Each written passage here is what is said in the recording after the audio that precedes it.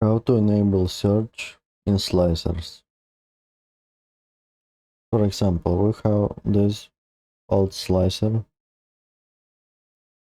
EC2.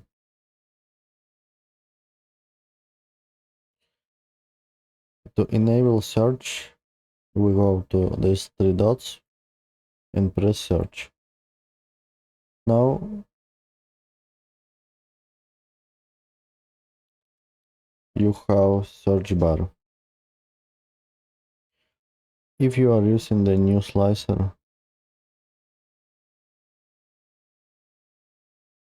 you need to do the same.